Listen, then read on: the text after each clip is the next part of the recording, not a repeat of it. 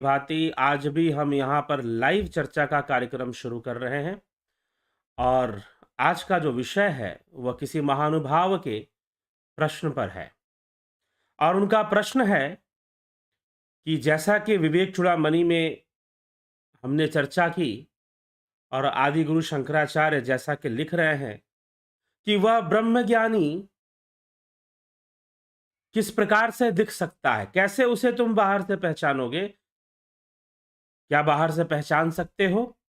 तो आदि गुरु शंकराचार्य इस विषय में कहते हैं, क्या कहते हैं आइए हम फिर से उस श्लोक को देखेंगे। कवचिन्न मूढ़ो विद्वान क्वचिदपि महाराज विभवः क्वचिद भ्रांतः सौम्यः क्वचिद जगराचार कलितः क्वचित पात्रीभूतः क्वचिदवमतः क्वाप्य विदित विदितश्चरत्येवं प्राज्ञः सतत परमानंद सुखितः सतत परमानंद सुखितः क्वचिन्न मूढ़ो विद्वान क्वचित अपि अर्थात ब्रह्मज्ञानी ब्रह्मज्ञानी महापुरुष कैसे दिख सकता है, ये आदि गुरु शंकराचार्य बता रहे हैं। यहां पर किसी सज्जन व्यक्ति का यह प्रश्न है कि भिखारी भी ब्रह्मज्ञानी हो सकता है, मूढ़ भी ब्रह्मज्ञानी हो सकता है, तो इसका मतलब वेदाध्ययन की कोई आवश्यकता तो नहीं है ज्ञानी होने के लिए, क्योंकि भिखारी भी हो रहा है, मूढ़ भी हो रहा है। लेकिन यह कितना बड़ा विरोधाभास है कि भिखारी ब्रह्मज्ञानी हो रहा है, मूढ़ ब्रह्मज्ञानी हो रहा है। ठीक है, ये कितना बड़ा विरोधाभास है कि ऐसा कैसे संभव है कि भिखारी ब्रह्मज्ञानी हो या मूढ़ व्यक्ति। चलो कुछ देर के लिए हम भिखारी को मान भी लें, तो मूढ़ को कैसे माना जा सकता है कि वह ब्रह्मज्ञानी हो गया? जो मूर्ख है, मूर्ख हृदय न चेतिए, मूर्खता की कोई सीमा नहीं होती है, तो भला मूढ़ व्यक्ति ब्रह्मज्ञान और मूढ़ व्यक्ति दोनों का कैसे मेल संभव है? तो सबसे जरूरी क्या है कि यह प्रश्न जो है, यह प्रश्न इसलिए बन गया है क्योंकि सही से सुना नहीं गया, सही से सुना नहीं गया। इसीलिए चलिए, उस दिन बहुत सारी चर्चाएं हुई थी, उसमें यह एक चर्चा थी, लेकिन आज हम पूरी तरह से इसी विषय पर चर्चा करेंगे कि क्या भिखारी आदमी भी ब्रह्मज्ञानी हो सकता है, क्या मूढ़ आदमी भी ब्रह्मज्ञानी हो सकता है। सबसे पहली बात कि ऐसा कहा ही नहीं जा रहा कि मूढ़ ब्रह्मज्ञानी हो जाएगा या भिखारी ब्रह्मज्ञानी हो जाएगा। कहा क्या जा रहा है उसे फिर से सुनिए। यह श्लोक क्या कह रहा है, आदि गुरु शंकराचार्य यहां पर क्या कह रहे हैं, उसको दोबारा हम सुनते हैं। तो वह कह रहे हैं क्वचिन्न मूढ़ो विद्वान क्वचित अपि महाराज विभवः क्वचित भ्रांतः सौम्यः क्वचित जगराचार कलितः। ब्रह्मवेता ब्रह्मज्ञानी महापुरुष कहीं मूढ़, कहीं विद्वान, कहीं राजा महाराजाओं से ठाट बाट से युक्त, कहीं भ्रांत भिखारी की तरह, कहीं शांत और कहीं अजगर के समान निश्चल भाव से पड़ा दिख पड़ता है। कहने का मतलब ये नहीं कहा जा रहा कि भिखारी ब्रह्मज्ञानी बन जाता है या मूढ़ ब्रह्मज्ञानी बन जाता है, नहीं। एक ब्रह्मज्ञानी व्यक्ति आपको भिखारी के रूप में भी दिख सकता है। हो सकता है कि कोई भिखारी के रूप में वो अपना जीवन यापन कर रहा हो और वो ब्रह्मज्ञानी हो, क्योंकि उसे संसार से मोह तो है ही नहीं, तो उसे अपना भिखारी होने का भी कोई मलाल नहीं है उसको। और हो सकता है कि वो बहुत बड़ी क्रांति भी ले आए। ऐसे कई साधु संत हुए जो भिखारी की तरह अपना जीवन उन्होंने व्यतीत किया और कई लोगों का कल्याण भी किया। उन्हें ज्ञान देकर, उनको अध्यात्म के रास्ते पर लाकर कई लोगों का उन्होंने कल्याण भी कर दिया। तो इसलिए वो भिखारी की तरह दिख पड़ सकता है। इसका मतलब यह नहीं कि भिखारी ब्रह्मज्ञानी हो रहा है, हर भिखारी ही ब्रह्मज्ञानी हो रहा है, ऐसी भी बात नहीं है। इसीलिए वो कह रहे हैं कि तुम किसी बाहरी परिवेश से, बाहरी बातों से तुम ब्रह्मज्ञानी का निश्चय मत करो कि वो इस वेश में ऐसे दिखाई देगा तभी ब्रह्मज्ञानी होगा। उनके कहने का उद्देश्य यह है। तो वो भिखारी की तरह भी दिखाई दे सकता है। वो मस्त मौला पड़ा हुआ है किसी अवधूत की तरह। यहां पर अजगर शब्द का प्रयोग हुआ है। क्यों? अजगर एक बार खा लेता है तो महीने भर किसी स्थान पे पड़ा रहता है। फिर वो, क्योंकि वो इतना एक बार में ही खा लेता है और उसको पचाता रहता है और उसके शरीर का पोषण होता रहता है। मोटा हो जाता है, भारी हो जाता है, एक जगह पड़ा रहता है, बाकी उसे दुनिया से मतलब नहीं होता। वैसे ही ब्रह्मज्ञानी भी अपना कई बार ऐसे भी होते हैं कि एक जगह पे वो पड़े हुए हैं, ना कहीं आते हैं ना कहीं जाते हैं। किसी को पता चल गया कि भाई ये कोई ऐसे महापुरुष है, तो वो उनके पास जाना शुरू कर देते हैं। तो इस तरह से भी कुछ होते हैं। तो कुछ आपको मूढ़ और ब्रह्म ज्ञान दोनों तो एक साथ संभव नहीं है, क्योंकि जिसको ब्रह्म ज्ञान हो गया वो तो उसकी मूढ़ता खत्म हो जाएगी। ठीक है? जिसको ब्रह्म ज्ञान हो गया उसके पास मूढ़ता तो रहेगी नहीं, वो मूर्ख तो रहेगा नहीं। तो फिर यहां पर मूढ़, क्वचिन्न मूढ़ो क्यों कहा गया? ये शब्द का प्रयोग क्यों हुआ? क्वचिन्न मूढ़ो विद्वान क्वचित अपि। तो मूढ़ के रूप में भी दिखाई दे सकता है। जैसे मूढ़ के रूप में कहने का मतलब यह है, हम संसार में जिसे मूर्ख समझते हैं, हम संसार में जिनको हम सांसारिक दृष्टिकोण से हम जिसको मूर्खता समझ लेते हैं, तो उस रूप में भी वो दिखाई दे सकता है। ऐसा लगे कि जैसे कोई मूढ़ व्यक्ति है, मूर्ख आदमी है, कुछ इस तरह के उसके व्यवहार में हमें दिखे, लेकिन वो परम ज्ञानी हो सकता है। मूढ़ आपके लिए हो सकता है, सांसारिक दृष्टिकोण से हो सकता है। भगवान श्री कृष्ण श्रीमद् भगवद गीता में कहते हैं, या निशा सर्वभूतानां तस्याम जागृति संयमी, यस्याम जागृति भूतानि सा निशा पश्यतो मुने। कि या निशा सर्वभूतानाम, जो सभी भूत प्राणियों के लिए निशा है। निशा माने रात्रि, जो सभी भूत प्राणियों के लिए रात्रि है। या निशा सर्वभूतानाम तस्याम जागृति संयमी, जो संयमी है, जो ज्ञानी है, जो साधक है,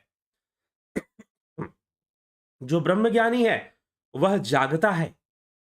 जिस निशा में सारे भूत प्राणी सो जाते हैं, वह उसमें जागता है। या निशा सर्वभूतानाम तस्याम जागृति संयमी, यस्याम जागृति भूतानि, जिसे भूतानि, जिसे संपूर्ण जीव जगत जागना समझता है। यस्याम जागृति भूतानि सा निशा पश्यतो मुने। मुनियों के लिए, ज्ञानियों के लिए वह निशा के समान है, उनका जागना सोने के बराबर है। जो माया के प्रति जागृत है, माया के खेल के प्रति जागृत है, जो अध्यात्म के प्रति एक कदम भी नहीं बढ़ाता, जो ध्यान की गहराई में थोड़ा सा भी उतरने की कोशिश नहीं करता और मात्र अपने आप को सांसारिक विषयों से ही सुखी करने के प्रयास में लगा रहता है, और कैसे भी कर्म करके, जैसे कि ज्यादातर लोग क्या कहते हैं, जिस आदमी ने बहुत धन कमा लिया, जैसे भी कमा लिया, भाई बड़ा होनहार बालक है, देखो इतनी कम उम्र में इतना पैसा कमा, भले जैसे भी कमाया हो, किसी तरह से कमाया हो, चाहे साइबर क्राइम करके कमाया हो, इंजीनियर है, वो सॉफ्टवेयर इंजीनियर है, भले फ्रॉड करके कमाया हो। अभी कुछ दिन पहले मैंने फ्रॉड पर भी एक वीडियो के अंदर बताया था। ठीक? तो अगर धन कमा लिया तो ही इज इंटेलिजेंट। ठीक है, वो एक बुद्धिमान व्यक्ति है, फिर हम ऐसा कह देंगे और हम उसे एक जागरूक व्यक्ति मानना शुरू कर देंगे। तो भगवान कृष्ण कहते हैं कि तस्याम जागृति संयमी, तस्याम जागृति भूतानि, जो है, या निशा सर्वभूतानाम तस्याम जागृति संयमी, यस्याम जागृति भूतानि सा निशा पश्यतो मुने। जो भूत प्राणियों के लिए जो जागना है, वो माया के अंदर सोने को जागना समझते हैं, माया के नशे में जीवन को बिताना वो जागृति समझते हैं। ठीक है? ठीक है, धन कमाना अच्छी बात है, परंतु धन में लिप्त होना बुरी बात है। वो जी का जंजाल है, और अनेक, कितने भी आप इंटेलिजेंट बनिए, लेकिन चिंता मत कीजिए, आपके दुख का कारण, आपके ब्रेन हैमरेज, आपके हार्ट अटैक का कारण कहीं ना कहीं आपका धन ही बन जाता है। आपकी बहुत सारी बीमारियों का कारण आपके पास धन की बहुलतया ही बन जाती है, अधिकता ही बन जाती है।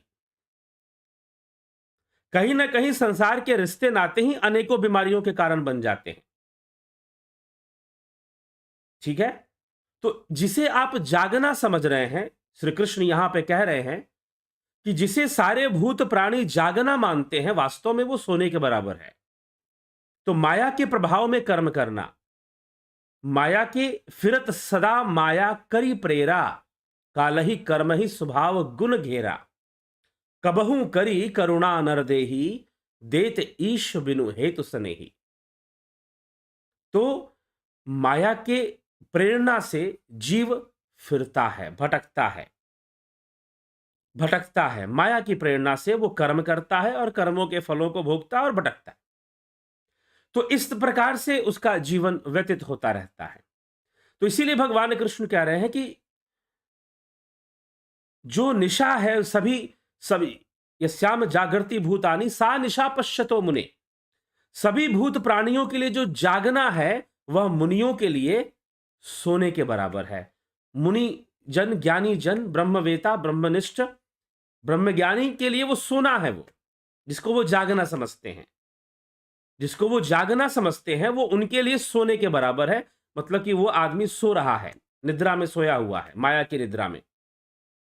ये श्लोक जो श्रीमद् भगवद गीता में आता है। इसीलिए मूढ़ सांसारिक दृष्टिकोण से जो मूर्ख प्रतीत होता है, सांसारिक दृष्टिकोण से जो मूर्ख प्रतीत हो रहा हो, तो एक ब्रह्मज्ञानी कई बार ऐसी अवस्था में भी दिखाई दे सकता है जैसे कि सांसारिक हिसाब से उसके सारे कर्म जो हैं या उसका जो व्यवहार है वो मूढ़तापूर्ण है।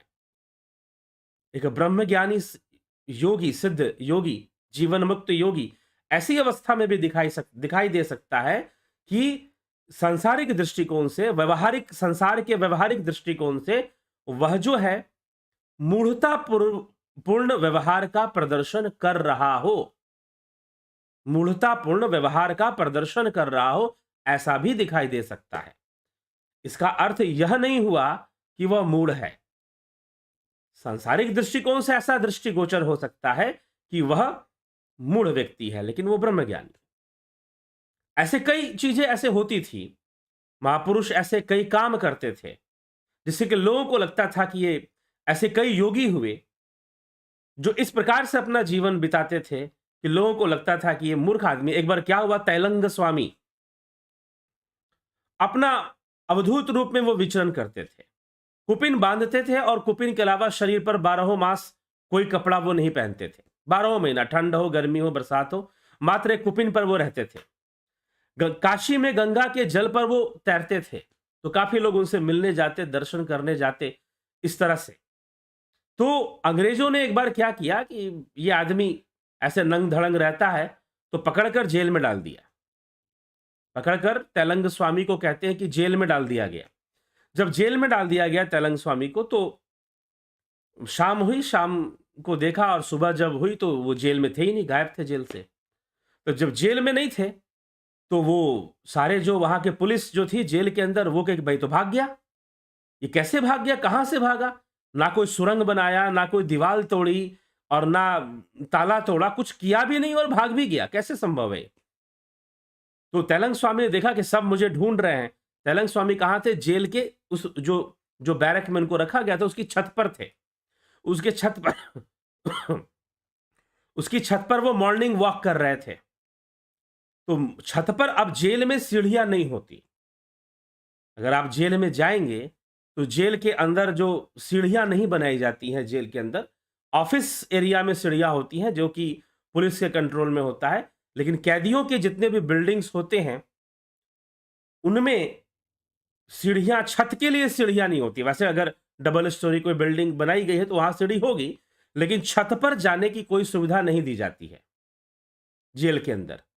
तो अब जो है वो छत पर अपना टहल रहे थे, घूम रहे थे। तो लोगों ने देखा तो उन्होंने खुद आवाज लगाई कि अरे कहां ढूंढ रहे हो, मैं तो यहां पे हूं, मैं तो यहां पर हूं और मैं खुली हवा मुझे पसंद है सुबह सुबह की।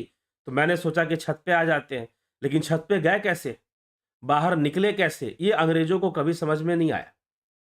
तो वो उनको मूढ़ प्राणी समझते थे। तो अंग्रेजों ने तैलंग स्वामी को एक मूढ़ व्यक्ति, मूर्ख आदमी समझ करना, इसको रहने का कोई तरीका इसके पास है, ना कपड़े पहनता है ये ढंग से, नग्न धड़ंग घूमता रहता है। तो इस आदमी को एक मूर्ख व्यक्ति समझकर अंग्रेजों ने तैलंग स्वामी को जेल में बंद कर दिया था। लेकिन थे तो वो ब्रह्मज्ञानी, तो बाहरी व्यवहार में कई बार ऐसे ब्रह्मज्ञानी होते हैं जो सांसारिक मनुष्यों की नजर में मूढ़तापूर्वक व्यवहार रखते हैं, वो हम ऐसे नहीं समझ पाएंगे। या कई बार ब्रह्मज्ञानी कुछ ऐसा करते हैं जो कि साधारण मनुष्य के समझ के बाहर होता है, तो उनको लगता है कि भाई ये तो मूढ़तापूर्वक कार्य है। मूढ़तापूर्वक कार्य है। चाणक्य जब एक मट्ठे को लेकर कांटों के ऊपर डालने लगे, कांटों पर डालने लगे, तो भाई ये कांटों को खत्म करने का ये कौन सा तरीका है? लेकिन वो अपने शिष्यों को सिखाना चाहते थे। दूसरे लोगों ने कहा कि अगर तुम्हें इतनी ही कांटे परेशान करे तो उखाड़ के फेंक दो, कुदाल लाओ और अच्छे से करो। लेकिन उन्होंने ऐसा कुछ नहीं किया। मट्ठा डाल दिया कि चींटियां आएंगी मट्ठे से आकर्षित होकर, मट्ठे की खुशबू से, और धीरे धीरे वो मट्ठा खाएंगी और कांटे को भी खत्म कर देंगी। उनका तो ये फॉर्मूला था, लेकिन वो अपने शिष्यों को कुछ समझाना चाहते थे। तो वो ऐसे ज्ञानी पुरुष कुछ ऐसे कर्म करते हैं जो साधारण मनुष्यों को मूढ़तापूर्ण लग सकता है। तो वैसे ही तैलंग स्वामी का नंग धड़ंग रहना, अवधूत वेश में रहना अंग्रेजों को एक मूर्ख व्यवहार लगता था, एक असभ्य व्यवहार लगता था। तो अंग्रेजों ने अपने सैनिक भेजे, अपने पुलिस वाले को भेजा और तैलंग स्वामी को गिरफ्तार कर लिया, उनको अरेस्ट कर लिया और जेल में बंद कर दिया कि भाई तुम समाज में गंदगी फैलाते हो, नंग धड़ंग घूमते रहते हो। ठीक है, लेकिन उन्हें क्या पता कि जिसकी हुकूमत पंचभूतों पे चल रही है, उसे जेल की सलाखें क्या बांध पाएंगी। वो तो छत पे चले गए और पता भी नहीं चला लोगों को कैसे चले गए, और ऊपर से आवाज भी लगा रहे हैं कि मैं यहां पर, ठीक है, मैं यहां पर हूं, चिंता मत करो, टहलकर आ जाऊंगा नीचे। और तुम जहां, क्योंकि उनके लिए खुले में रहना, जेल में रहना, योग रतो वा भोग रतो वा संग रतो वा संग विहीन, कोई मतलब नहीं। भोग में रहेगा, योग में रहेगा, संग में रहेगा, संग विहीन रहेगा, कमरे में बंद रहेगा, पहाड़ी पे रहेगा, जंगल में रहेगा, जेल में रहेगा, सब बराबर है उसके लिए। कहां रहेगा वो? ठीक है, तो इसलिए आदि गुरु शंकराचार्य ने यहां पर कहा है कि मूढ़ के समान भी दिखाई दे सकता है वो। कन्व मूढ़ो क्वचिन्न मूढ़ो विद्वान क्वचिदपि महाराज विभव, और राजा की तरह ठाट बाट से युक्त भी दिखाई दे सकता है। राजा की तरह ठाट बाट से युक्त भी दिखाई दे सकता है, विद्वान की तरह भी दिखाई दे सकता है। जैसे आदि गुरु शंकराचार्य ने इतने कम उम्र में इतने सारे भाष्य दे दिए, इतनी सारी चीजें लिख दी, तो विद्वान के रूप में भी वो दिखाई दे सकता है, विद्वत भी दिखाई दे सकता है। गोस्वामी तुलसीदास जी ने महाकाव्य की रचना कर दी। सबसे बड़ा काव्य, दुनिया का सबसे बड़ा काव्य रामचरितमानस। ठीक, तो वो कई तरह से दिखाई दे सकता है कि वो ऐसा ही दिखाई देगा, वो सन्यासी वेश में दिखाई देगा, जरूरी नहीं वो मूढ़ की तरह भी दिखाई दे, वो भिखारी की तरह भी दिखाई दे, वो भ्रांत की तरह भी दिखाई दे। ठीक है, वो राजा की तरह ठाट बाट दिखाई दे, वो किसी विद्वान आदमी की तरह भी दिखाई दे, संभव है। ठीक है, कई बार वो बहुत ही व्यवहार कुशल दिखाई दे।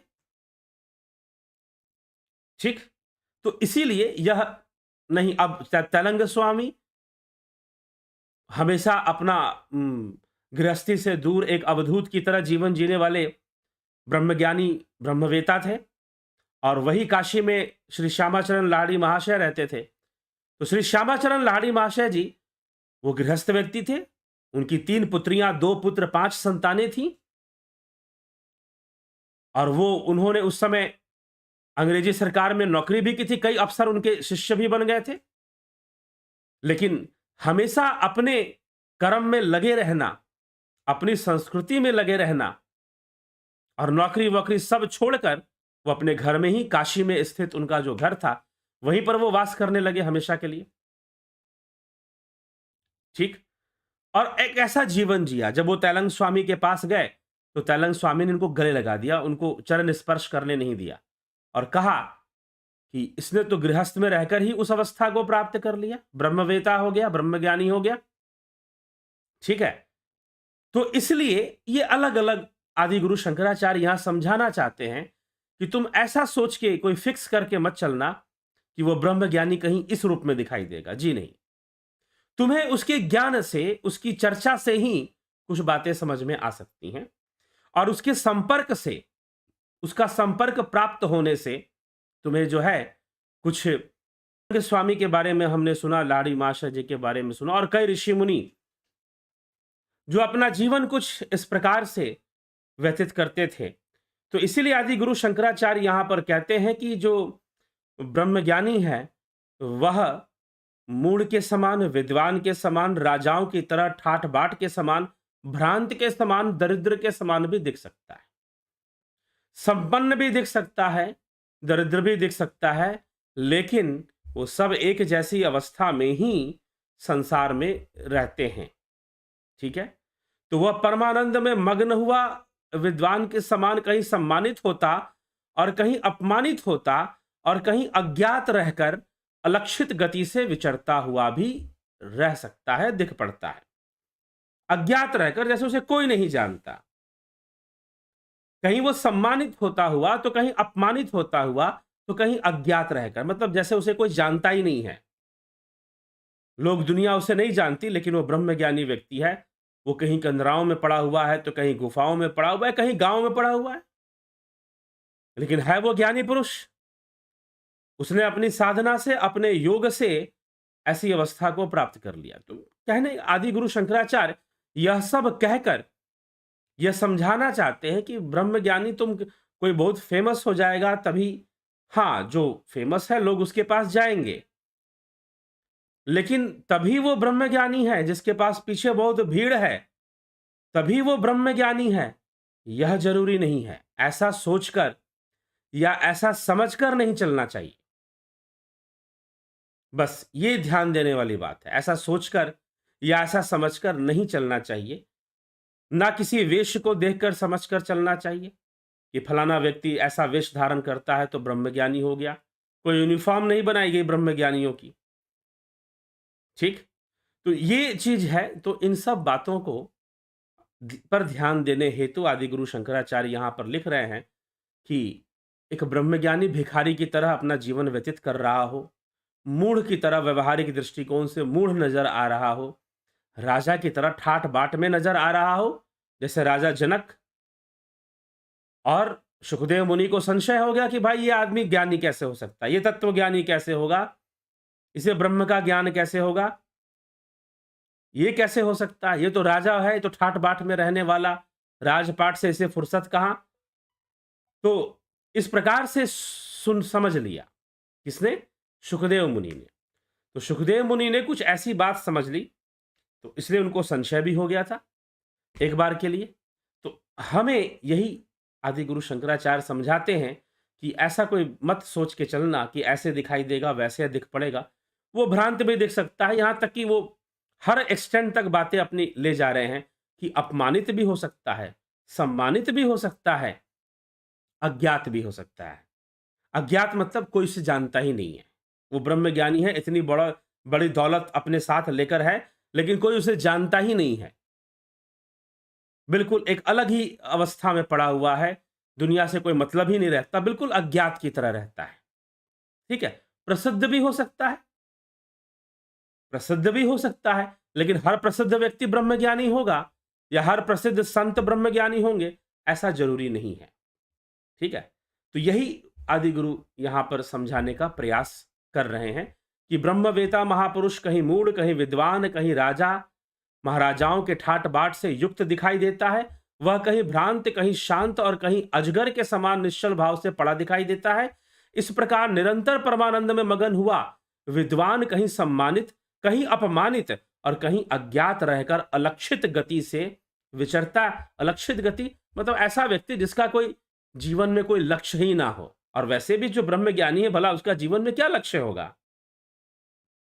कोई लक्ष्य उसका नहीं हो सकता। ठीक, तो जीवन में जैसे कोई लक्ष्य ही उसका ना हो, ठीक है, जीवन में जैसे कोई लक्ष्य ही उसका ना हो, ऐसा दिखाई देगा। और वैसे भी ब्रह्मज्ञानी का कोई लक्ष्य होता नहीं है। तो अज्ञात रूप में जैसे उसे कुछ करना ही ना, और कहीं पर हो सकता है समाज सेवी के रूप में दिखाई दे, संत के रूप में दिखाई दे, समाज सेवी के रूप में दिखाई दे। तो ब्रह्मज्ञानी इस प्रकार से कई रूपों में दिख सकता है। ठीक है, तो ये समझाने का उन्होंने प्रयास किया है। ऐसा नहीं, उनके कहने का तात्पर्य यह नहीं है कि कोई भिखारी है और मूढ़ है तो बिना जैसे किसी ने पूछा कि वेदाध्ययन किए बिना ही वो ब्रह्मज्ञानी हो जाएगा फिर तो। और वैसे भी ब्रह्मज्ञानी होने के लिए अध्ययन नहीं, ध्यान योग की आवश्यकता है, निधिध्यासन की आवश्यकता है। प्रैक्टिकल शास्त्र हमें प्रेरणा देते हैं। इसलिए विवेक चूड़ामणि में आदि गुरु शंकराचार्य ने कहा कि वो वर्णन करते हुए एक बात कहते हैं कि अभिज्ञाते परितत्वे शास्त्राधितस्तु निष्फला, विज्ञाते अपि परितत्वे शास्त्राधितस्तु निष्फला। अगर तुम्हें तत्व ज्ञान नहीं तो शास्त्र तुम्हारे लिए निष्फल है, अगर तुम्हें तत्व ज्ञान है तो भी शास्त्र निष्फल है। यह बात तत्व ज्ञान के संदर्भ में कही जा रही है। अगर तुम्हें तत्व ज्ञान प्राप्त करना है तो शास्त्र तुम्हें तत्व ज्ञान नहीं दे पाएंगे। ठीक है, अगर तुम्हें तत्व ज्ञान हो गया है तो भी शास्त्र तुम्हारे लिए निष्फल है। तो ये निष्फल किस संदर्भ में? तत्व ज्ञान के संदर्भ में यह बात कही जा रही है, यह ध्यान रखिएगा।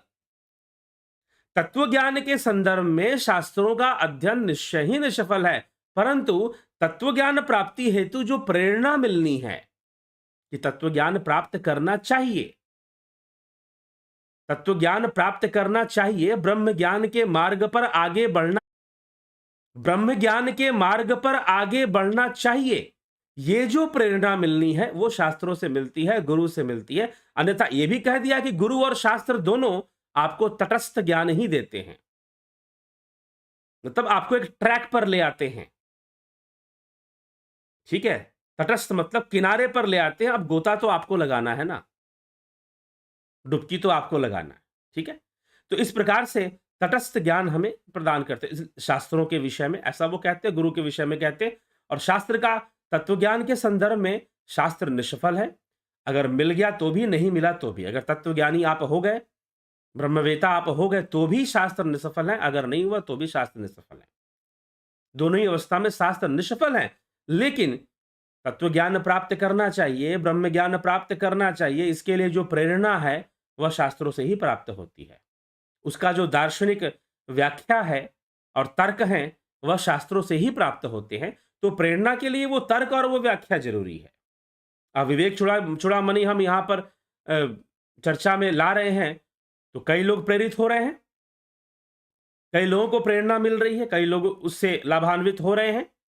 तो प्रेरणा मिलने के लिए शास्त्र फिर अनिवार्य हो जाते हैं, जरूरी हो जाते हैं। ठीक, तो ये यहां पर आदि गुरु शंकराचार्य इसलिए कह रहे हैं कि भाई विद्वान भी हो सकता है, शास्त्रों का ज्ञाता भी हो सकता है, और ऐसा भी ब्रह्मज्ञानी हो सकता है जिसने शास्त्र अध्ययन ना किए। अब रामकृष्ण परमहंस जैसे संत, कबीर जैसे संत शास्त्रों का बहुत अध्ययन ना करने के बाद भी वो शास्त्रों का मूल जानते थे, उसका सार जानते थे। ठीक है, ठाकुर रामकृष्ण परमहंस ने मात्र प्रारंभिक कुछ शिक्षाएं ही प्राप्त की थी, एक प्राइमरी लेवल तक का एजुकेशन ही उनको बाहर से प्राप्त था। तो निश्चय ही उन्होंने संस्कृत भाषा के व्याकरण और उसके बड़े बड़े ग्रंथों का अध्ययन, हाँ, स्वामी विवेकानंद और उनके शिष्यों ने, दूसरे गुरु भाइयों ने या शिष्यों ने किए थे, लेकिन ठाकुर ने नहीं किए थे। लेकिन ठाकुर सब जानते थे, वो शास्त्रों का सार जानते थे, वेदों का संपूर्ण सार जानते थे, क्योंकि वेद कैसे प्रकट हुए, वेद कैसे प्रकट हुए, वेद अस्तित्व में कैसे आए, तो उन ऋषि मुनियों के द्वारा ही आए जो कि ध्यान की गहराई में उतरे। तो वेद सर्वप्रथम ऋषियों के हृदय में प्रकट हुए। ऋषियों के हृदय में कैसे प्रकट हुए? अनुभूति रूप में प्रकट हुए। क्या कुछ लोग ऐसे व्याख्या करते हैं जैसे कि उनको मंत्र लिखे हुए हृदय में दिखाई देते थे? जी नहीं, अनुभूति रूप में प्रकट हुए। इसीलिए लिखने का काम बहुत बाद में हुआ, पहले श्रुतियां आई। श्रुतियां मतलब वेदों की जो शिक्षा थी वह सुनकर सुनकर चर्चा में लाई जाती थी, मात्र श्रवण होता था उसका, इसलिए श्रुति कहे गए पहले। उन श्रुतियों को ही बाद में भाषा का विकास करके, लिपि का विकास करके, संस्कृत लिपि जो देवनागरी लिपि आई उसके माध्यम से फिर लिखा गया। ठीक है, तब वो लिखित रूप में आया, स्क्रिप्ट में आया। ठीक है, नहीं तो पहले वो सुनने में ही आता था। और वो आया कैसे वो ज्ञान, वेदों का ज्ञान? तो ऋषि मुनि अपने ध्यान योग से अपने हृदय गुहा में प्रवेश करके हृदय गुहा के का जो बंधन है उसको तोड़कर भिदंते हृदय ग्रंथि छिदंते सर्व संशया, हृदय ग्रंथि का भेदन करके ऋषि मुनियों ने उस सत्य को जाना और संसार के संपूर्ण रहस्य को जाना, और उन्होंने वेदों में हमें दे दिया। अब चाहे वो संसार, वेदों में संसार के संपूर्ण रहस्य को दे दिया, ब्रह्म के बारे में भी बताया और संसार के बारे में भी बताया, योग के बारे में भी बताया, भोग के बारे में भी बताया, कर्म के बारे में भी बताया और कर्मों से मुक्ति का भी मार्ग बताया। ठीक है, तो वेदों में सारी चीजें ऋषि मुनियों ने फिर संकलित की, बाद में पहले श्रुति के रूप में वो प्रचार में आई और फिर लिखित रूप से वो प्रचार में आने लगी।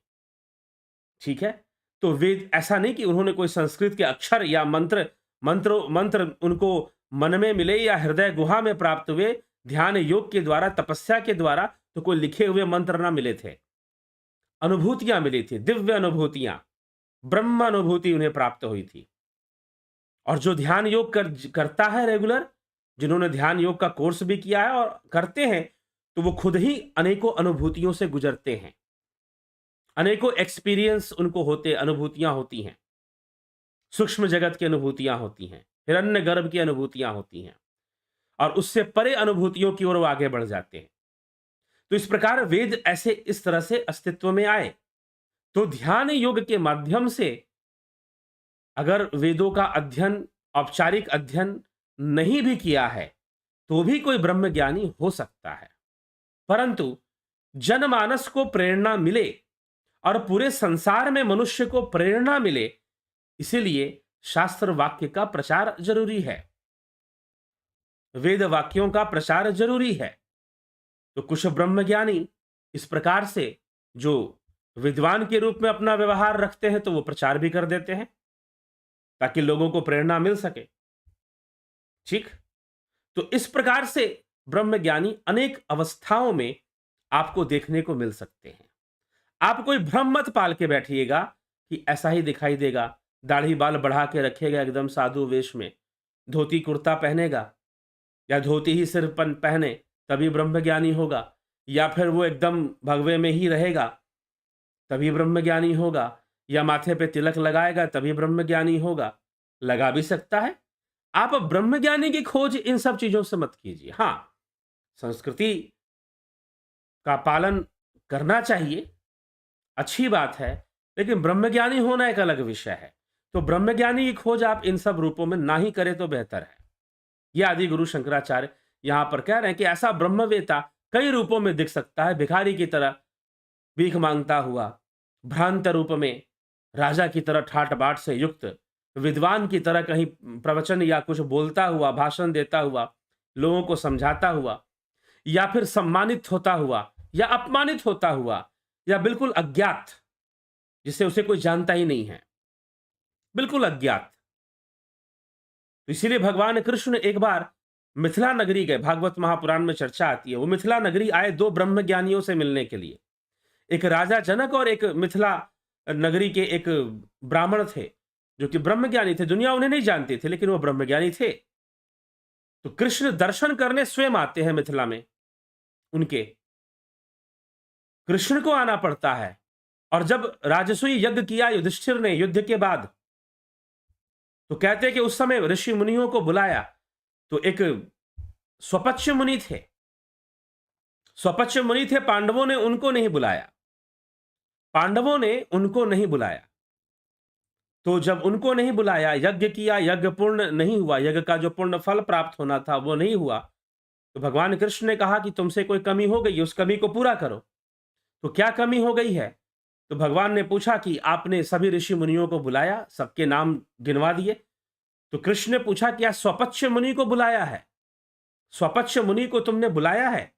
युधिष्ठिर ने कहा कि नहीं बुलाया, क्योंकि हमारे मन में यह आ गया कि उनका जन्म शूद्रकुल में हुआ है, तो फिर हम उन्हें क्यों बुलाएं? तो कुछ ऐसा हमारे मन में आ गया। भगवान कृष्ण ने समझाया कि अरे भाई, ज्ञानी की, ब्रह्म ज्ञानी की कोई जाति थोड़ी ना होती है, तुम ये भ्रम कैसे पाल लिया तुमने? तब अर्जुन तो जानते थे, लेकिन फिर भी युधिष्ठिर के मन में आ गया तो नहीं बुलाया।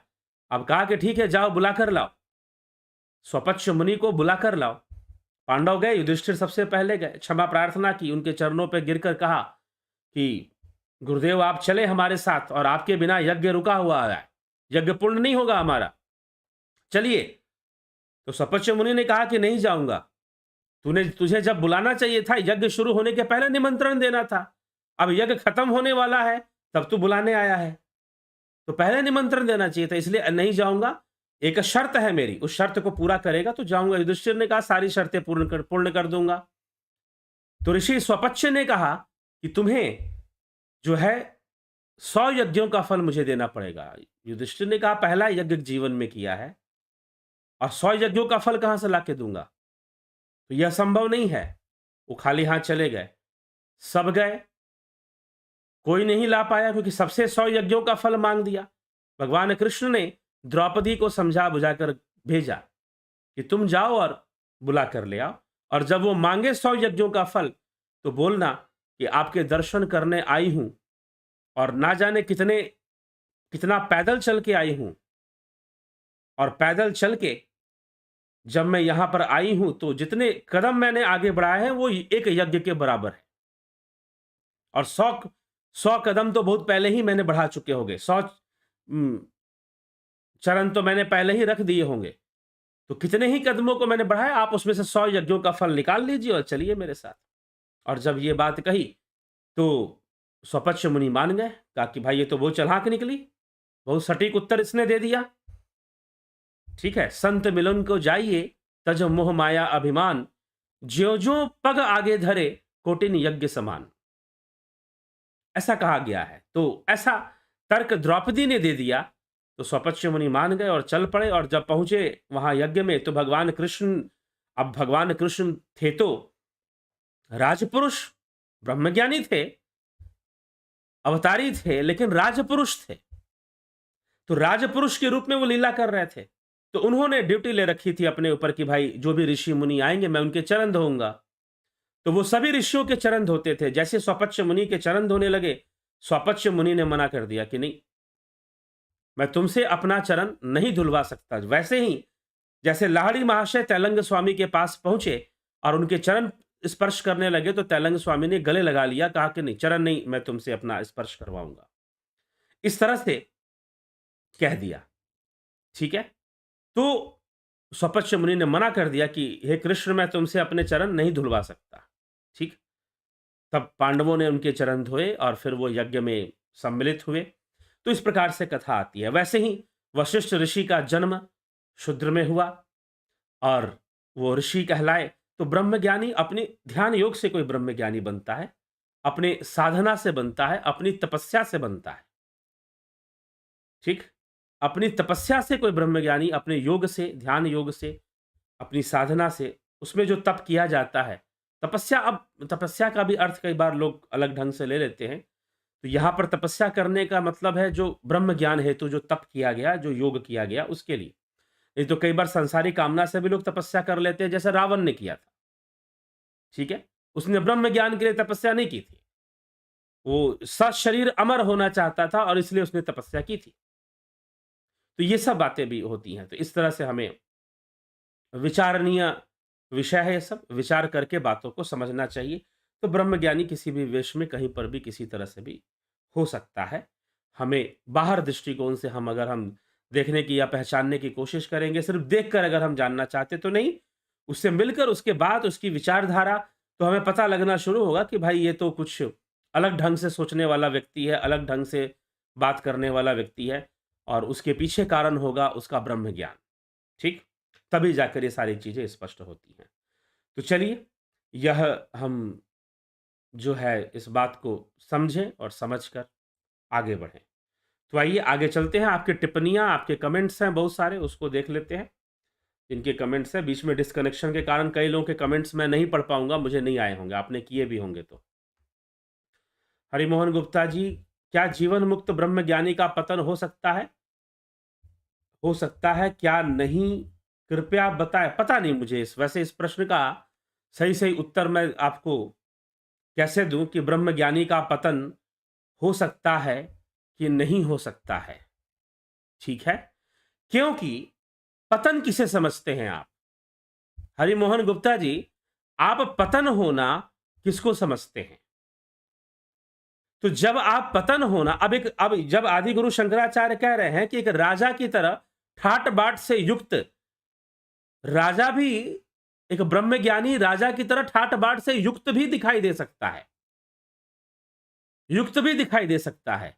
तो ब्रह्मज्ञानी का राजा की तरह ठाट बाट से युक्त होना, क्या आप उसे पतन मानेंगे? प्रश्न ये है, क्या आप उसे पतन मान लेंगे? लेकिन यहां पर शास्त्र तो पतन नहीं मानते। तो प्रश्न ये है, आप मुझसे प्रश्न कर रहे हैं, इसीलिए मैंने पहले ही कह दिया कि मैं आपके प्रश्न का उत्तर नहीं दे सकता। आप पतन का क्या अर्थ समझते हैं? What do you understand by पतन? यहीं पर समस्या खड़ी हो जाएगी कि आप पतन से क्या समझते हैं? कैसे मानेंगे कि फलाना व्यक्ति का पतन हो गया? जब आप किसी वेशभूषा या बाहरी अवस्था से ब्रह्मज्ञानी को नहीं पहचान सकते, तो उसके पतन को कैसे पहचानेंगे कि उसका पतन हो गया? यह अपना निजी मामला है, ठीक है? यह अपना निजी मामला है। पतन हुआ तो वो भोगेगा, और अगर नहीं हुआ पतन, तो वो अपना आगे बढ़ेगा, वो अपना जाएगा। पतन किसका होगा? किसका पतन हो सकता है? जिसने उस अवस्था का अनुभव नहीं किया, उस अवस्था में नहीं पहुंचा जिसे ब्रह्म ज्ञान कहते हैं। वो ब्रह्म ज्ञान का मार्गी है। तो कई बार मार्गी को भी या तटस्थ ज्ञान रखने वालों को भी ब्रह्म ज्ञानी कह दिया जाता है, ठीक है? तो उसका तो पतन 100% हो ही सकता है। लेकिन जो ब्रह्म ज्ञानी हो गया, यहां पर विवेक चूड़ामणि साहित्य के अनुसार, शास्त्र के अनुसार, जो ब्रह्म ज्ञानी हो गया, जिसने ब्रह्म को जान लिया, योग रतो वा भोग रतो वा संग रतो वा संग विहीन, बात खत्म। नो चांस, उसके पतन का कोई चांस नहीं। वो लाखों भोग भी करेगा तो भी उसका पतन नहीं है। अगर वो लाखों भोग भी करता है तो भी उसका पतन नहीं है, ठीक? क्योंकि ब्रह्म ज्ञान, इसीलिए ब्रह्म ज्ञान घोषणा का विषय नहीं होता कि मैं ब्रह्म ज्ञानी हूं। यह घोषणा का विषय नहीं है कि भाई मेरे शरण में आओ, हम सब, मैं ब्रह्म ज्ञानी हूं और सब मेरी शरण में आ जाओ, या हमारे गुरु जी की शरण में आ जाओ। पूरी दुनिया में हमारे ही गुरु जी एक ब्रह्म ज्ञानी है, दूसरा कोई ब्रह्म ज्ञानी नहीं है। यही कल्याण करेंगे, दूसरा कोई कल्याण नहीं करेगा। तो मार्केटिंग जो चलती है, ठीक है? तो अगर कोई ऐसा घोषणा करता है तो ब्रह्म ज्ञान कोई घोषणा का विषय नहीं है, ठीक? पहली बात तो ये। तो उसका पतन, जो मूल जो ब्रह्म ज्ञानी है, उसके पतन का कोई मतलब भी नहीं है। पतन और उत्थान, इन दोनों से मतलब नहीं। लक्ष्य अलक्ष्य, जन्मा अजन्मा, कैसी बातें की गई, सोच लीजिए।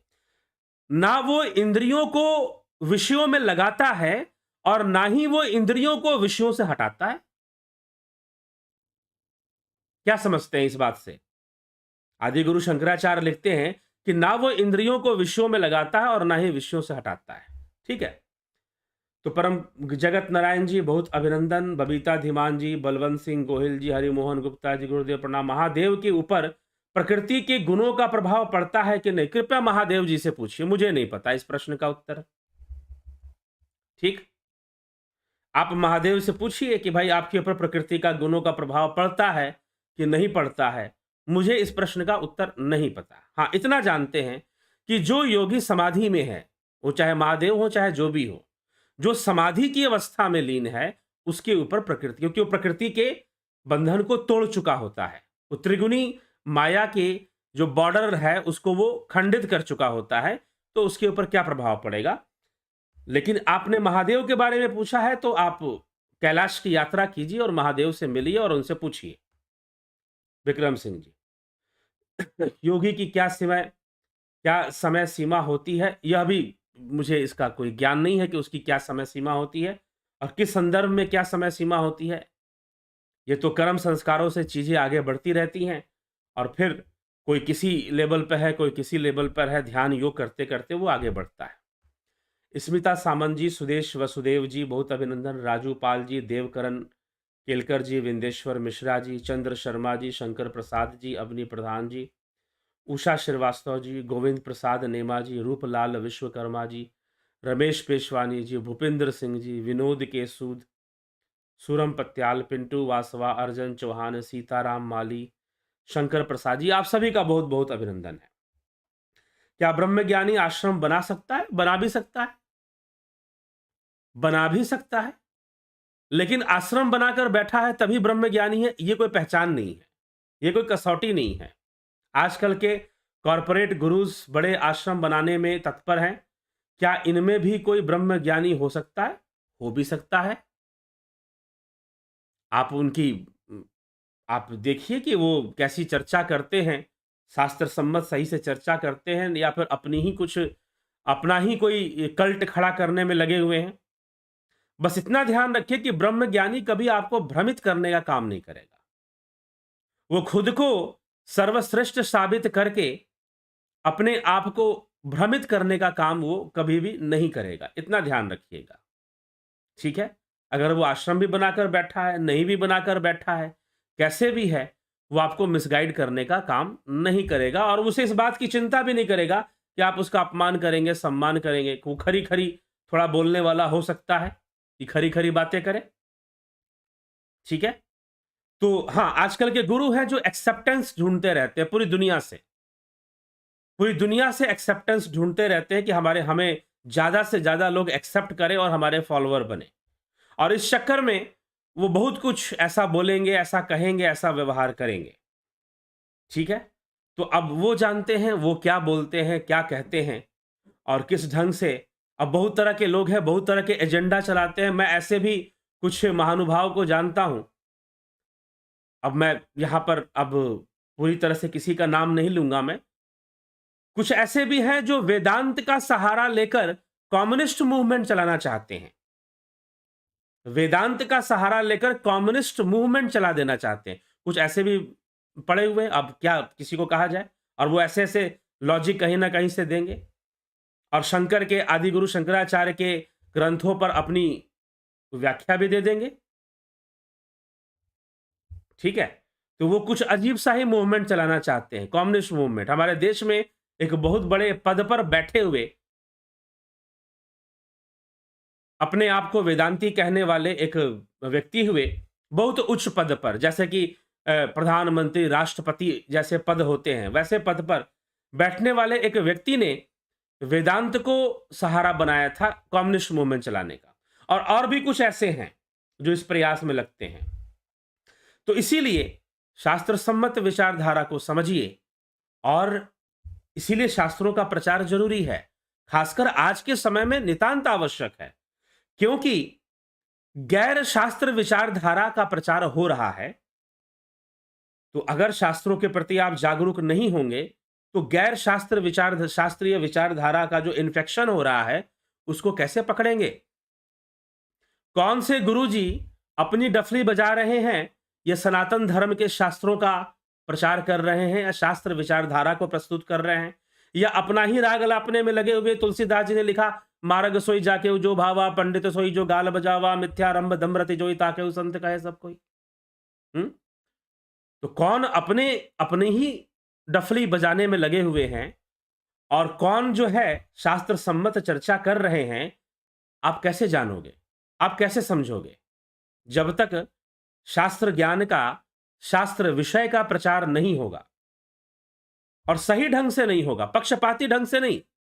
क्योंकि जो संप्रदायवादी हैं, जो किसी कल्ट से, किसी आश्रम से, किसी गुरु के शिष्य होकर जब वो और किसी संप्रदाय से जुड़कर जब वो चलते हैं और जब वो शास्त्रों की व्याख्या करते, चाहे उसमें देश की बड़ी से बड़ी संस्था क्यों ना हो और उसके लाखों फॉलोवर क्यों ना हो, मिलियंस ऑफ सब्सक्राइबर क्यों ना हो, लेकिन जब भी वो शास्त्र व्याख्या करेंगे तो अपनी संस्थानीय अभिमान को, अपने संस्थानीय महत्वाकांक्षा को और संस्थान के का जो स्वाभिमान है, अभिमान है, उसको संतुष्ट करते हुए ही सारी व्याख्या करेंगे। ये ध्यान रखिएगा। उनके संस्था में जिसका उन्होंने लॉकेट पहना हुआ है, जिस गुरुजी का उन्होंने लॉकेट धारण कर लिया है, तो या फिर गुरुजी ने क्या समझाया था वो सब छोड़ दीजिए।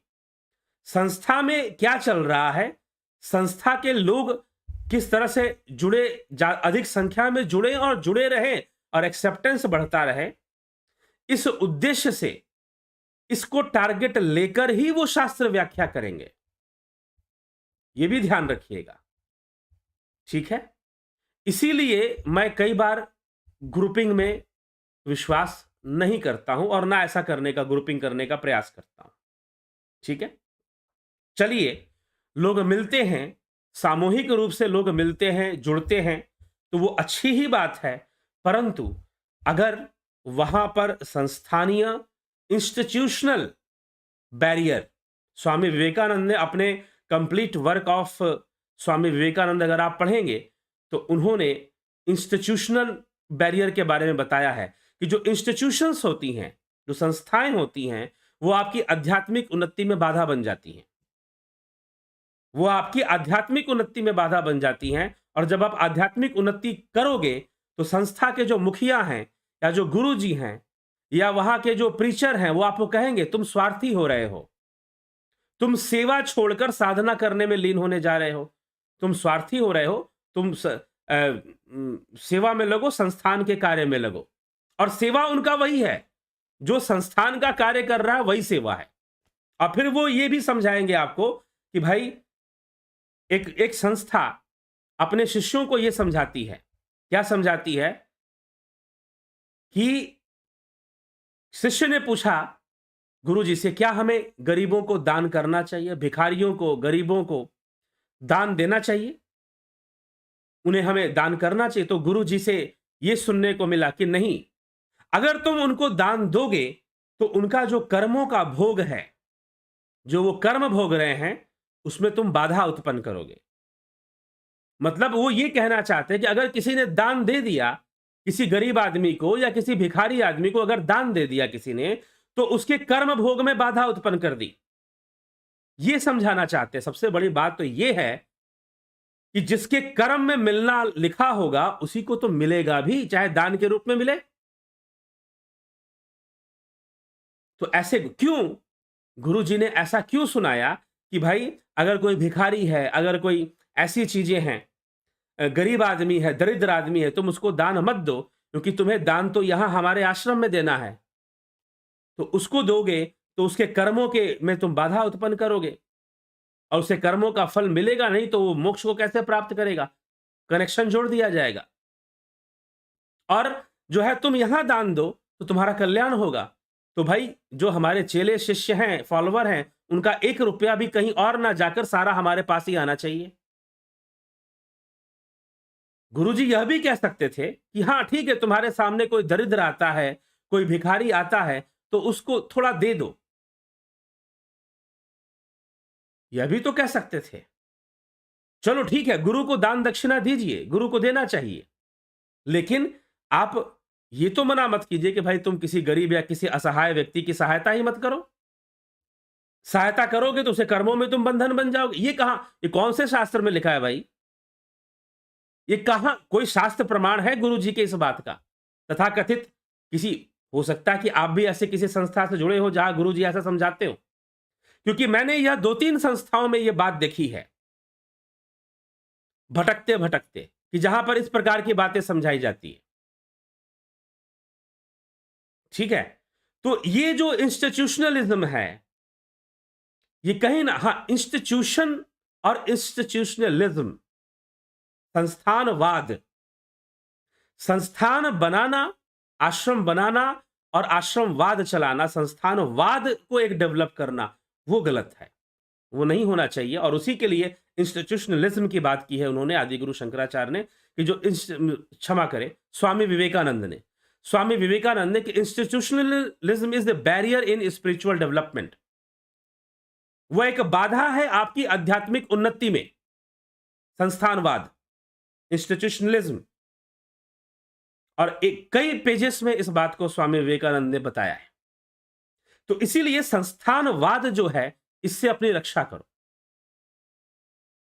बस ये समझने की इच्छा। बाकी आश्रम बनाते हैं, हो सकता है कोई ब्रह्मज्ञानी आश्रम बना ले, हो सकता है, और बनाया है, पीछे इतिहास में ऐसे उदाहरण हैं।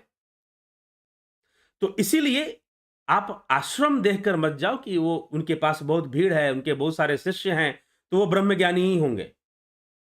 यह कोई प्रमाण, या वो ब्रह्म ज्ञान की घोषणा करते हैं तो वो ब्रह्म ज्ञान ही होंगे। वो कहते हैं आओ मेरे पास ब्रह्म ज्ञान लो, ब्रह्म ज्ञान लो, ब्रह्म ज्ञान लो। तो ब्रह्म ज्ञान तो कोई दे नहीं सकता, ब्रह्म ज्ञान के मार्ग दे सकता है। शास्त्र और गुरु भी तटस्थ ले जाते हैं हमें। आदि गुरु शंकराचार्य कह रहे हैं, विवेक चूड़ामणि में साफ साफ लिख रहे हैं। तो वो मार्ग पर हमें ला सकते हैं ब्रह्म ज्ञान के। और मार्ग क्या है? ध्यान योग ही मार्ग है।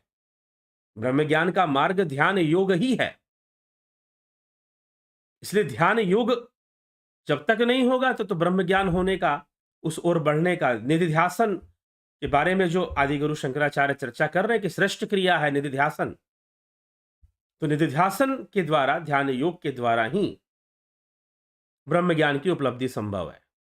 ठीक है, तो इसीलिए वो हो सकता है, नहीं तो वो राजा जनक की तरह राजपुरुष हो कोई, कि कहीं किसी रूप में हो, कहीं किसी रूप में हो, कई तरह से वो हो सकता है। तो यह कोई ऐसा फिक्स करके हमें नहीं चलना चाहिए कि आजकल के कॉरपोरेट गुरुज बड़े आश्रम बनाने में तत्पर हैं। हाँ, कुछ लोग हैं, तो बात सही है। लेकिन हाँ, एक तरह का व्यापार भी लोग समझते हैं इसको, एक तरह की सफलता भी लोग समझते हैं इसको। आजकल कुछ लोग इस उद्देश्य से भी प्रवचनकर्ता या कथावाचक बन जाते हैं कि उनको जो है एक प्रोफेशन शुरू करना है। ठीक है, कि भाई उनको कुछ गुरु बन जाना है। It's also a profession. कुछ लोग ऐसा दृष्टिकोण रखते हैं, कुछ लोग ऐसा दृष्टिकोण भी रखते हैं। ठीक है, तो बात ये नहीं है कि वो क्या कर रहे हैं, बात यह है कि वो दे क्या रहे हैं। वो सही चीज दे पा रहे हैं, नहीं दे पा रहे हैं, क्या दे पा रहे हैं, क्या वो सामने दे पा रहे हैं, यह महत्वपूर्ण है।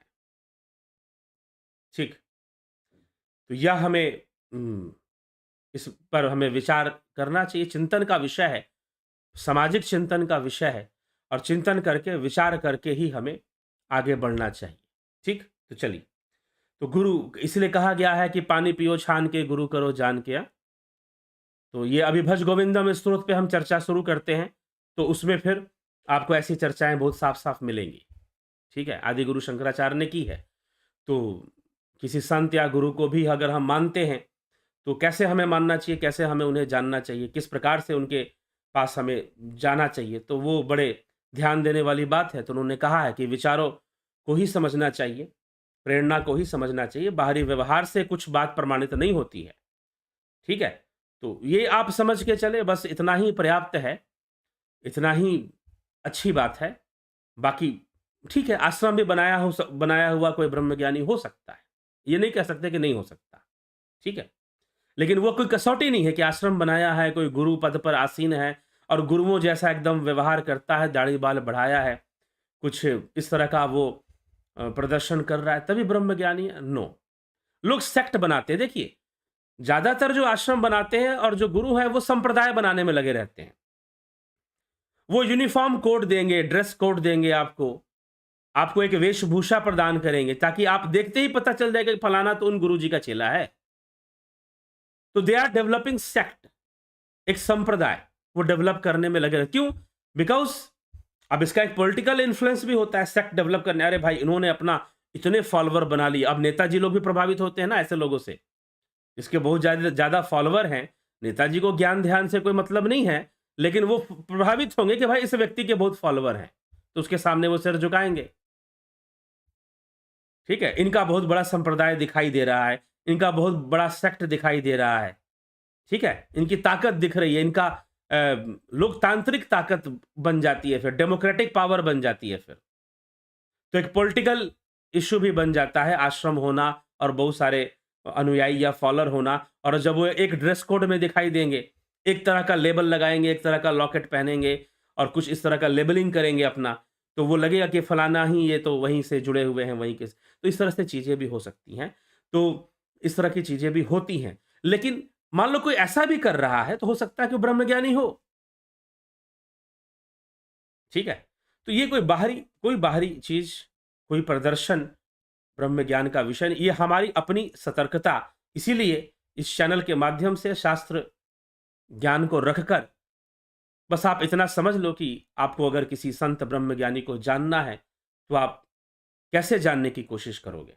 ठीक है, क्या आश्रम देखकर जाओगे, क्या भीड़ देखकर जाओगे, क्या विद्वता देखकर जाओगे, क्या देखकर जाओगे, क्या समझकर जाओगे, ये हमें विचार करने की आवश्यकता है। ठीक। अजीत जी बहुत बहुत अभिनंदन है। अजीत अपराजित। जयंती भाई गार्जी जी अभिनंदन। कन्हई कुमार जी बहुत अभिनंदन। राम गोपाल जांगीड़, गणेश पवार जी, जोंती दत्ता जी, राकेश मराठे जी, पंकज सोनी जी, गौरव सिंह जी, विक्रम सिंह जी, पारजी जी ठाकुर, राकेश चंद्र शर्मा। प्रारब्ध के फलस्वरूप अगर दुख मिलते हैं तो क्या किसी उपाय से उनसे बचा जा सकता है? जी हाँ। यथेधांसी समिधोर अग्नि भस्मसात कुरते, अर्जुन ज्ञान अग्नि सर्वकर्माणि भस्मसात कुरते। तथा ज्ञान अग्नि से बचा जा सकता है। ज्ञान अग्नि से हम कुछ बचाव कर सकते हैं। ब्रह्मज्ञानी तो प्रारब्ध का भी बाध कर देता है, और जो साधारण साधक है, जो ब्रह्म ज्ञान के मार्ग पे चल रहे हैं, मार्गी हैं, वह संचित कर्म को और आगामी कर्मों को रोक देते हैं, लेकिन प्रारब्ध उनको भोगना पड़ता है। ये चर्चा विवेक चूड़ामणि में हो चुकी है। ठीक है। तो प्रारब्ध के दुख से हमें राहत मिल सकता है, या फिर दुख आए भी तो हम उतने दुखी ना हो, क्योंकि अलग अलग लोगों का जीवन अलग अलग होता है। कई बार एक दुख एक व्यक्ति को बहुत प्रभावित करता है, दूसरे व्यक्ति को नहीं करता।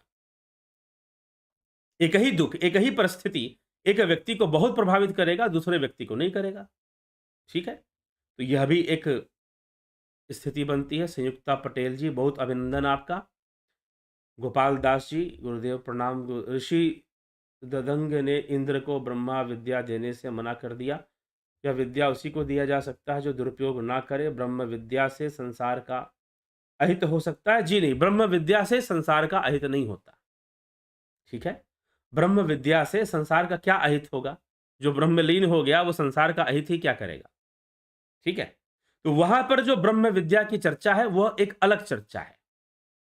वो ब्रह्मा के द्वारा बनाए हुए सृष्टि की संपूर्ण विद्याओं की चर्चा है। ठीक। तो ब्रह्म विद्या का दुरुपयोग नहीं हो सकता। यह भ्रम होगा जब आप पुराण पढ़ेंगे, क्योंकि पुराणों में प्रसंग महत्व होते हैं। इसीलिए पुराणों का अध्ययन करने के पहले सूत्रों को पढ़ना चाहिए। सूत्र मतलब योग सूत्र, ब्रह्म सूत्रम, विवेक चूड़ामणि भी ब्रह्म सूत्र है। ठीक। तो इस प्रकार से सूत्रों को, मीमांसा सूत्र, न्याय सूत्र, सूत्र जो हैं वो डायरेक्ट फिलॉसफी हैं, डायरेक्ट फॉर्मूलाज हैं। वो बेसिक कॉन्सेप्ट्स आपको देते हैं सनातन धर्म का। वो समझ लेंगे, फिर पुराणों की कथा पढ़िए, फिर पुराणों की कथा पढ़िए। इसीलिए जो ब्रह्म ज्ञान है, ब्रह्म विद्या, यहां पर विद्या शब्द वैसे ही जुड़ गया है, तो ज्ञान और विद्या का भी एक फर्क होता है।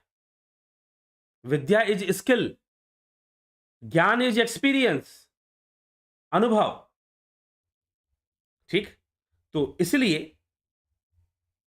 कुछ और संदर्भ, जैसे ब्रह्मास्त्र कहते हैं कि भाई ब्रह्मास्त्र मार मार दिया अश्वत्थामा ने। महाभारत के युद्ध में अश्वत्थामा ने ब्रह्मास्त्र का, तो क्या वो ब्रह्मज्ञानी था जो ब्रह्मास्त्र चला दिया? जी नहीं। जिसमें ब्रह्मदेव मतलब ब्रह्मा जी की जो शक्ति है, सृष्टि करने के जिसमें शक्ति है, विनाश करने के जिसमें शक्ति है, वैसा शस्त्र, वैसे शस्त्र का संधान किया, तो उसे ब्रह्मास्त्र कहा गया। तो यहां पर ब्रह्म विद्या जो कहा जाता है वो उस ब्रह्म के लिए नहीं है। यह ब्रह्मा जी जो हैं, जो देवता हैं, सृष्टि भाव के देवता ब्रह्मा हैं, पालन भाव, स्थिति भाव के देवता विष्णु हैं, और संहार, प्रलय भाव के देवता शिव हैं। प्रलय भाव के देवता शिव हैं, तो देवता भाव रूप होते हैं। तो यहां पर जो ब्रह्म विद्या जो इंद्र को नहीं दी, वो ब्रह्मा जो सृष्टि करता है, जो सृष्टि भाव के देव हैं, उनकी जो विद्या है, उनकी जो शक्ति है, सृष्टि करने की जो शक्ति है, वो विद्या नहीं दी, उसका दुरुपयोग हो सकता है। ठीक है। लेकिन ब्रह्म ज्ञान का दुरुपयोग नहीं होता। ठीक। तो ये ब्रह्म विद्या और ब्रह्म ज्ञान के भेद को समझिए। शब्दों का प्रयोग किस लिए हुआ है? इसलिए अगर सूत्र क्लियर होंगे, समस्या यह है कि भागवत कथा लोग सुनने जाते हैं, लेकिन कभी मूल सूत्रों का अध्ययन नहीं करते हैं, वैदिक सूत्रों का अध्ययन नहीं करते हैं। ठीक है। अगर वैदिक सूत्र क्लियर हो जाए, स्पष्ट हो जाए, कॉन्सेप्ट्स क्लियर हो जाए, तो पुराणों की कथा से प्रश्न नहीं बनेंगे, संशय नहीं होगा। ठीक। तो ये थोड़ा विचार करना चाहिए और उसी के प्रयास में यहाँ पर इस चैनल के माध्यम से लगे हुए हैं। चलिए, ठीक है। प्रशांत सेठ जी, बहुत अभिनंदन आपका। इसी के साथ विराम देते हैं। आगे के कमेंट्स मुझे उपलब्ध नहीं है क्योंकि बीच में डिस्कनेक्शन हो गया था, इंटरनेट डिस्कनेक्ट हो गया था और बफरिंग आ गया था काफ़ी देर तक। फिर से कनेक्ट हो गया कुछ देर में, तो फिर चर्चा में ना ज़्यादा देर नहीं रहता तो फिर छोड़ ही देते, लेकिन कनेक्ट हो गया तो फिर मैंने शुरू कर दी। तो इसलिए आगे कमेंट मुझे नहीं मिल पाए हैं इनके आगे। तो ठीक है, आपने किए होंगे लेकिन मुझे नहीं प्राप्त हो पाए हैं। तो चलिए, इसी के साथ विराम देते हैं और कल फिर 9 बजे लाइव चर्चा में मिलते हैं और चर्चा को आगे बढ़ाते हैं। बहुत-बहुत आभार आप सभी का। जुड़े रहे, बने रहिए और अगर आपको लगता है कि इस चैनल के माध्यम से कुछ आपको प्राप्त हो रहा है और आपको लगता है कि हाँ, ये सब बातें जानना, समझना ज़रूरी है, तो निश्चय ही धर्म सेवा समझकर, समाज सेवा समझकर वीडियोस को शेयर भी कर दिया करें। ठीक है? वीडियोस को शेयर भी कर दिया करें। तो चलिए, इसी के साथ विराम देते हैं। बहुत-बहुत आभार आप सभी का।